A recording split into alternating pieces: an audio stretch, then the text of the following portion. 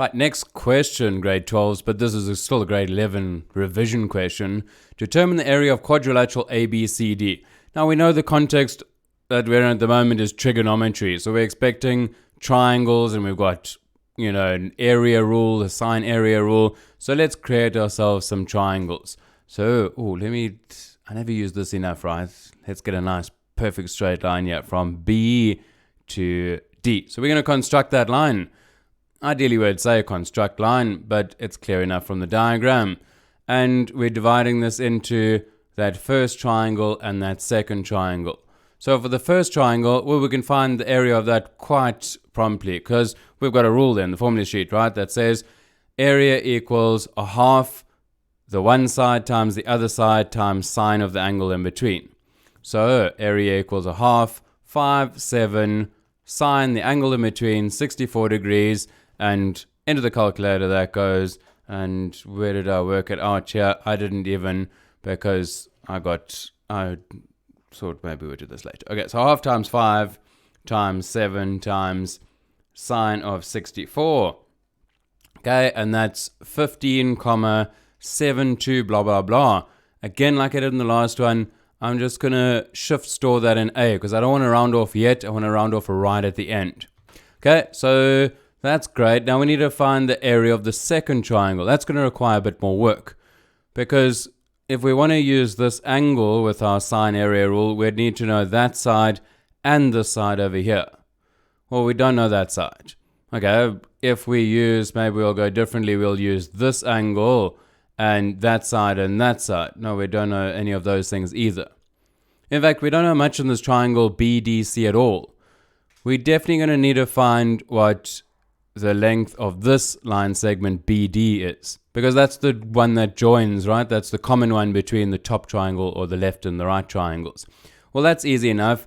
We've got two sides and an included angle. And after we've done enough of these types of examples, we'll start realizing, oh, well, that just speaks cos rule. So this side squared, BD squared equals 5 squared plus 7 squared minus 2 times 5, 7 cos 64. So what I was saying in all of those this and that was that BD squared equals 5 squared plus 7 squared minus 2, 5, 7 cos 64, the angle in between. And hopefully we get kind of that sense of you're dealing with an angle, the two sides, and that will help us find out what that opposite side is. Okay, so let's punch that into the calculator. Goodbye to that lovely diagram. And I'm going to punch that in and then just square root it to get what BD is. So for BD, I get, after I've punched it in the calculator, 6.58, and then a whole lot of stuff, and I'm just going to put a little b there because I'm not rounding off yet. Okay, so that's what BD is, 6.58 something or other. Okay, well, we haven't quite got enough information, but we've got these two sides. Now, so if we could find out what that angle is, then we'd be good to go on our sine area rule. Now, to get that angle, well, going to require a little bit of work because we don't have the side opposite. Otherwise, we'd just use sine rule. But we do have, let's just move those. We've got this angle, and we've got the side opposite. We've got this side, so we could find this angle here B quite easily.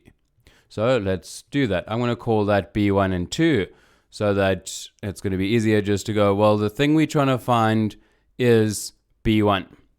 So using our sine rule, sine B1 over the side opposite equals sine of, well, I'm going to choose this one at C, 43,6 over 6.58.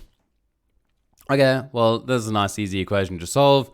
Times 8, so that those cancel, and we'll have sine B equals a whole lot of whatever this number is, B1 that is, and then we're just going to arc sine or shift sine that to find out what B is. So sine B, let me work this out, I didn't actually have it here earlier, sine 43,6, zoop, I'm punching it in the calculator, over that other angle that I had earlier, or side at least. So I would store that in the calculator as b times 8 equals 0,83 blah blah blah. So if we arc sign or shift sign ons, we get 56. So the actual value of b here is 56,95 etc. degrees. And I'm just going to store that in my calculator. What variable am I on now?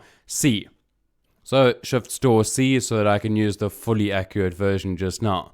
Okay, I'm going to do this so that I can keep everything together here on one page. Okay, well that's great. We've got this 56, whatever degrees. But that doesn't help because to use the area rule, we said we wanted to use this angle and two sides there. So we need to work out what that angle, again, I'm just going to call that D1 and D2. Well, D1, we can just use sum of angles in triangle. I'm so keen to find that area. 180 minus 43,6 minus that 56,95, etc. degrees. So we can get the value of D1 and into the calculator it goes, and we get 79,44. And again, that's degrees, and we're also saving that off to our variable. I'm on D at the moment.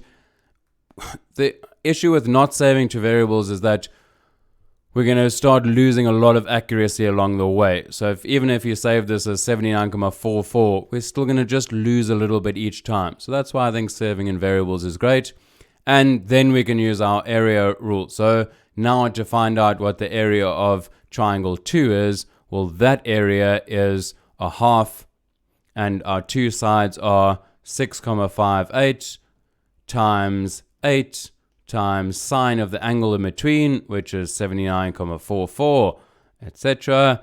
And we punch that in the calculator, and we'll get 25,87 blah blah blah.